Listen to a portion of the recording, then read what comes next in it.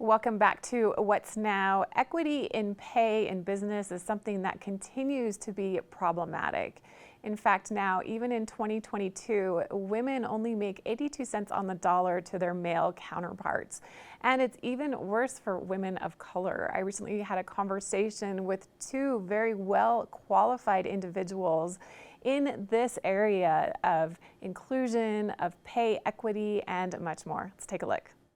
It may be hard to believe in 2022, but on average, women are still making just 82 cents for every dollar their male counterparts earn.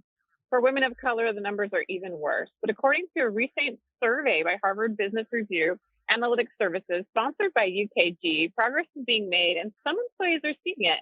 But we still have work to do. So how do employers move into the successfully achieved column when it comes to closing the wage gap? Well, Brian K. Reeves, Chief Belonging, Diversity, and Equity Officer at UKG, is joining us today. He is joined with Melissa, who is professor at UVA's Darden and Batten schools. We're so grateful that both of them are here with us today. Thank you for joining us. Thank you.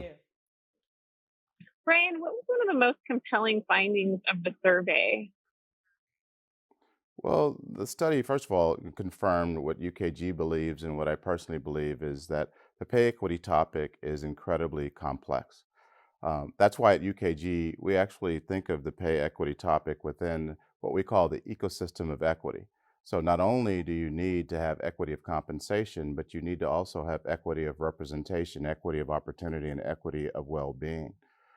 Because if by having all of those, you can begin to address some of the systemic issues that cause pay inequities.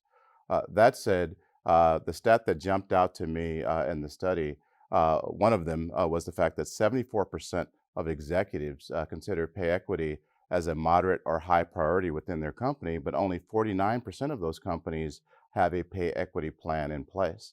And from an employee perspective, 71% of employees agree that this is an important topic and strategic topic, but only 41% of them work for companies that have a pay equity plan in place, whether it's good or bad. And 24% of employees say that they work for companies that don't even have a pay equity plan. And sadly, the numbers are lower for people of color. And Melissa Thomas Hunt, when people discuss pay equity, the exclusive focus is on women. How do we need to think about race and gender? You're right. Historically, companies that have been focused on pay equity have really indexed on women. But from the UKG study, we now are seeing that companies are really broadening that aperture. They're focusing more broadly on, a broader array of historically marginalized groups. And it turns out this is incredibly important because there are deviations, particularly across race and ethnicity of employees in the attributions they make for the source of pay inequity. For example, Black African Americans report a little over a third, 35%, that in fact, they believe that pay inequity is attributable to discrimination from lack of opportunities for advancement. That jumps down for Asian Americans to 25%, and then to 20% and 18% for Latinx, Hispanics, and individuals who identify as white, respectively.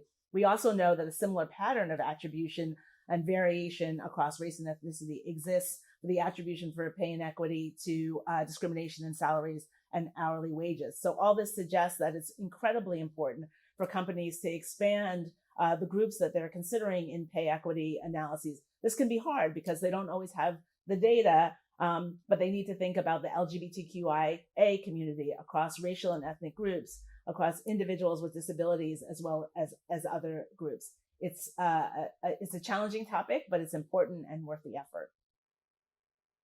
Brian, how is your company helping employers close the pay gap? Well, a couple of ways. Number one, we're trying to inspire the companies to think of the pay equity topic as a business imperative, as we do. But more directly, last year we created an initiative and launched one called Close the Gap, where we are making significant investments in programs and partnerships to help inspire companies to move forward on their journey. As an example, one of the philanthropic investments that we made is in an organization called Reboot Representation, which really goes to that equity of opportunity comment I made earlier, as they are focused on doubling the number of Black, Latina and Native American females with computer science degrees by 2025. We've also made a significant investment in our partnership with the National Women's Soccer League, where we want to elevate pay equity between men and women in that great sport. And certainly we have the study and other educational resources that we hope will help companies accelerate their pay equity journeys. Melissa, what actions can employers take to achieve pay equity, and whose responsibility is pay equity in an organization? So we know it starts at the top. It starts with the CEO, with the executive team. They need to make absolutely clear their commitment to pay equity. And they actually have to move past what can seem like a daunting task because of the complexities. But there are sophisticated tools out there to help with the analysis. Once that's done, they need to close any existing gaps and put an equity plan in place. And it's really important that just doing the right thing isn't sufficient, that they actually have to cascade to communicate to employees what they've actually done. And then they need to hold managers and leaders who have compensation responsibilities accountable so the gaps that they've closed don't open back up. And where can we get more information about this? Yeah, definitely go to ukg.com/close the gap, where you'll find the study, you'll find the educational resources we spoke about, because it's going to take all of us to close the pay equity gap for all of us. It absolutely is. Thank you so much for your time today, Brian K. Reeves and Melissa Thomas Hunt. Really appreciate your dedication to the subject and the time you spent with us right here at Park City Television. Thank you so much. Thank you.